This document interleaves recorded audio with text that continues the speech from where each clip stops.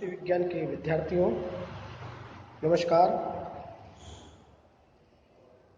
पिछला वीडियो हमने John Stuart Mill को लेकर बनाया था और उस वीडियो में हमने जॉन स्टुअर्ट मिल के द्वारा बेंथम के उपयोगितावाद में जो संशोधन किया था उसको बताया।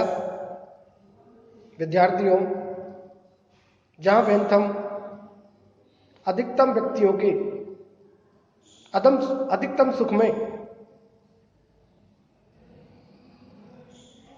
क्वालिटी के बजाय क्वांटिटी पर जो जोर देते हैं, उस संदर्भ में जॉन स्टुअर्ट मिल संशोधन करते हुए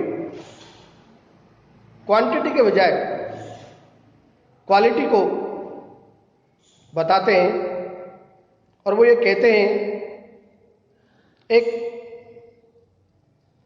संतुष्ट मूर्ख की बजाय एक असंतुष्ट सुकरात होना ज्यादा अच्छा है। जबकि बेंथम महोदय ये कहते हैं कि एक पुष्पिन के द्वारा, जो कि बच्चों का खेल है, उससे भी उतना ही सुख प्राप्त होता है जितना कि काव्य पाठ के द्वारा हमें प्राप्त होता है। विद्यार्थियों, अधिकतम व्यक्तियों के अधिकतम सुख के संदर्भ में बेंथम और मिल ने अपनी अभिव्यक्ति जो दी है, उसके संदर्भ में हमने चर्चा की और अब हम जॉन स्टुअर्ट मिल के स्वतंत्रता संबंधी विचारों पर अध्ययन करेंगे। मित्रों, मिल ने अपने निबंध, अपने ग्रंथ ऑन लिबर्टी में जिस स्वतंत्रता का समर्थन किया है, उसका आधार भी सुख सिद्धांत ही है। मित्रों, उनका मत है कि विभिन्न व्यक्तियों को विभिन्न कार्यों से जो सुख की प्राप्ति होती है, उनके सुख में अधिकतम वृद्धि करने के लिए उन्हें अधिकतम स्वतंत्रता प्राप्त होनी चाहिए, बशर्ते उनके कार्यों से दूसरों के सुखों में किसी भी प्रकार का कोई व्यवधान पैदा न हो, अवरोध पैदा न हो, रुकावट पैदा न हो। मित्रों, कहने का तात्पर्य यह है, वो स्वतंत्रता ज्यादा अच्छी है जो दूसरे की स्वतंत्रता को बाधित ना करे। मित्रों, नागरिक और सामाजिक स्वतंत्रता के संबंध में मिल ने अपनी लेख की प्रथम पंक्ति में ही अपनी स्वतंत्रता को इच्छा की स्वतंत्रता से मिल का तात्पर्य स्वेच्छाचारिता मानने से इनकार किया है और उसे एक नागरिक या सामाजिक स्वतंत्रता का नाम दिया है, क्योंकि वो ये कहते हैं कि स्वेच्छाचारिता एक नियंत्रणहीन है, अनैतिक है, वह नकारात्मक स्वतंत्रता है जो किसी सभ्य समाज के लिए अच्छी नहीं है। और सामाजिक स्वतंत्रता समाज के अंदर चूंकि फलती है, फूलती है, और इसलिए विद्वान लिंडसे कहते हैं कि वह सकारात्मक है, पॉजिटिव है। मिल की स्वतंत्रता एक उचित सीमा तक समाज के नियंत्रण में रहकर ही विकसित होती है। विद्यार्थियों, मिल महोदय स्वतंत्रता की सकारात्मक पक्ष का समर्थन करते हैं, ना कि नकारात्मक पक्ष का। विद्यार्थियों, नेगेटिव और पॉजिटिव स्वतंत्रता के संदर्भ में यदि हम नकारात्मक स्वतंत्रता की बात करें तो नकारात्मक स्वतंत्रता वह स्वतंत्रता होती है जो कि व्यक्ति को कुछ भी करने की आजादी देती है, चाहे वो दूसरों को हानि पहुंचाए अथवा नहीं। सकारात्मक स्वतंत्रता वो स्वतंत्रता होती है जो किसी दूसरे व्यक्ति को हानि नहीं पहुंचाते हुए खुद की स्वतंत्रता को भी बाधित ना करे, अर्थात ऐसी स्वतंत्रता जो किसी दूसरे व्यक्ति की स्वतंत्रता पर हावी ना हो, ऐसी स्वतंत्रता को हम पॉजिटिव स्वतंत्रता की श्रेणी में रख सकते हैं। विद्यार्थियों, मिल ने उपयुक्त सभी स्वतंत्रताओं को दो बड़े क्षेत्रों के अंतर्गत स्थान दिया है। पहली उनकी स्वतंत्रता है विचार और अभिव्यक्ति की स्वतंत्रता, जिसे भाषण देने की स्वतंत्रता भी कह सकते हैं, और दूसरी स्वतंत्रता है उनकी कार्य करने की स्वतंत्रता। विचार और अभिव्यक्ति की स्वतंत्रता के संबंध में यदि हम बात करें तो मिल ने अपने ग्रंथ ऑन लिबर्टी के दूसरे अध्याय में विचार और अभिव्यक्ति की स्वतंत्रता पर बल दिया है और इस संबंध में उन्होंने अपने विचार व्यक्त करते हुए कुछ तर्क दिए। इन तर्कों की यदि हम बात करें तो मिल ने विचार और अभिव्यक्ति को की स्वतंत्रता को, उसके औचित्य को सिद्ध करने के लिए निम्न बातें प्रस्तुत की है। पहली बात,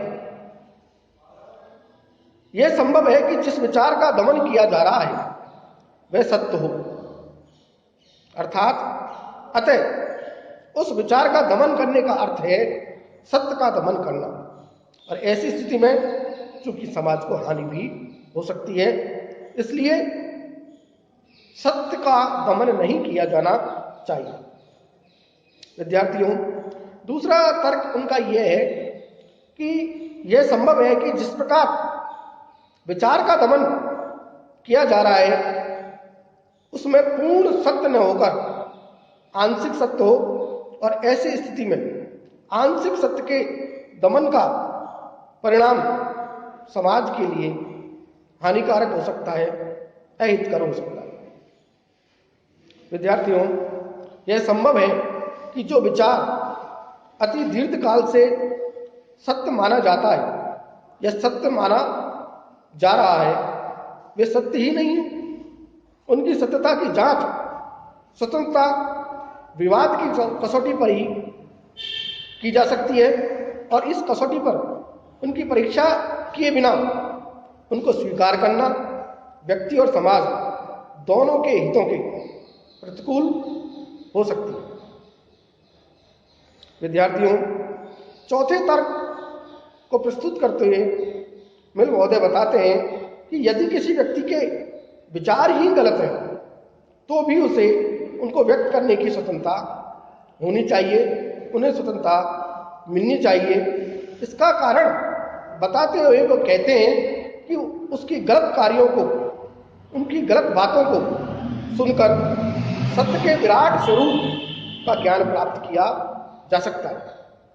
मित्रों, पांचवें तर्क के यदि रूप में हम चर्चा करें, बात करें तो सत्य के अनेक पहलू हमें दिखाई देते हैं। साधारणतः एक पक्ष सत्य के एक पहलू को और दूसरा पक्ष सत्य के दूसरे पक्ष को देखता है, और ऐसी स्थिति में दोनों पक्षों में संघर्ष होना स्वाभाविक है। अतः सत्य के वास्तविक स्वरूप को विचारों की स्वतंत्रता अभिव्यक्ति द्वारा स्पष्ट किया जाना जरूरी होता है।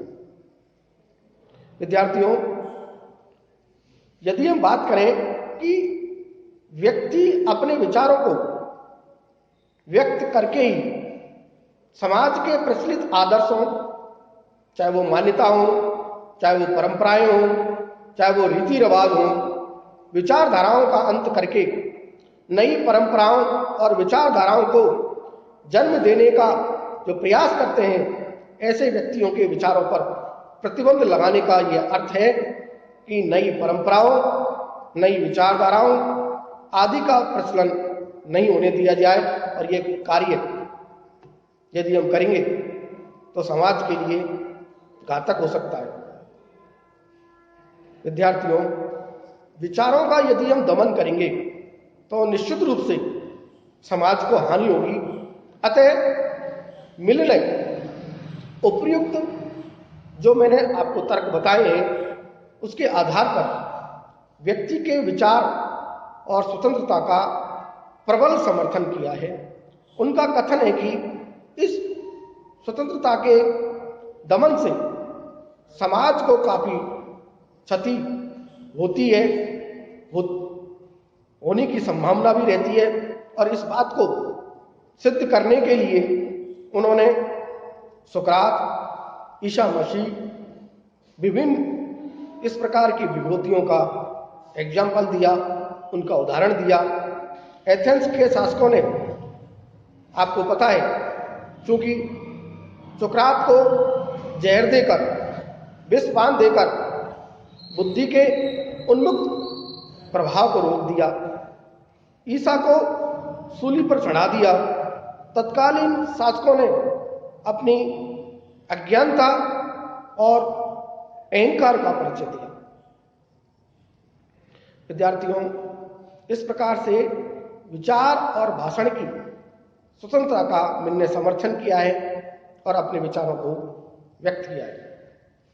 अब हम बात करते हैं मिल की दूसरी स्वतंत्रता की, और दूसरी स्वतंत्रता है उसकी कार्य करने की स्वतंत्रता। इसके संदर्भ में यदि हम देखें तो मिल के अनुसार स्वतंत्रता के दो पक्ष हैं। स्वतंत्रता के दो पक्ष हमें दिखाई देते हैं। एक पक्ष आंतरिक है और दूसरा बाहरी।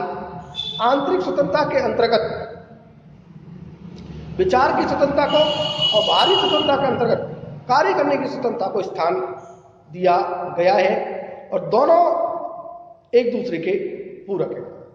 विचारों को कार्य रूप में परिणत करने के लिए कार्य करने की स्वतंत्रता जरूरी होती है, आवश्यक होती है।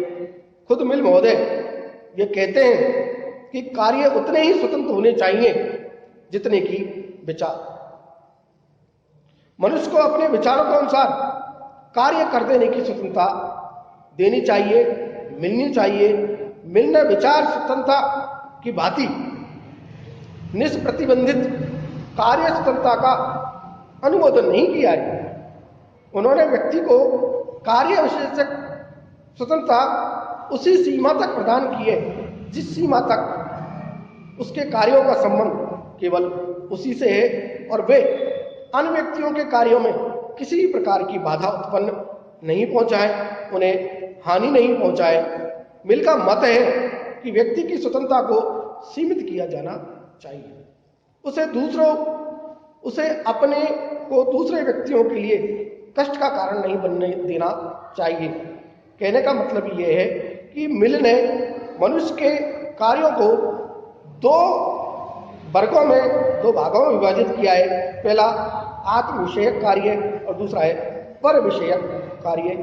आत्म विषयक कार्य की यदि हम चर्चा करें तो इसके अंतर्गत भोजन करना है, पहनना है, सोना है, आचार विचार करना है। ये सारी जो खुद के विषय हैं, इन विषयों पर मनुष्य को, मानव को पूर्ण स्वतंत्रता दी जानी चाहिए। पर विषयक कार्यों के अंतर्गत मिल ने उन कार्यों को स्थान दिया है जिनका संबंध दूसरे व्यक्तियों अथवा समाज से होता है, जैसे समाज में अभद्रता, अनैतिकता, भ्रष्टाचार, राज विरोधी संगठनों का निर्माण करना, हड़ताल करना। इन कार्यों के संपादन में व्यक्ति को पूर्ण स्वतंत्रता नहीं मिलनी चाहिए। राज्य का नियंत्रण जरूरी होना चाहिए। अगर प्रत्येक व्यक्ति को पर विषय कार्यों पर पूर्ण स्वतंत्रता यदि दे दी जाएगी तो उससे समाज में अराजकता फैल जाएगी और मनुष्य का जीवन खतरे में पड़ जाएगा। इसलिए इस स्वतंत्रता पर विषयक कार्यों पर राज्य का हस्तक्षेप होना चाहिए। इस प्रकार विद्यार्थियों, स्वतंत्रता के संबंध में मिल ने अपने विचारों को व्यक्त किया और अगली वीडियो में हम पुनः मिल को लेकर उपस्थित होंगे। तब तक के लिए धन्यवाद।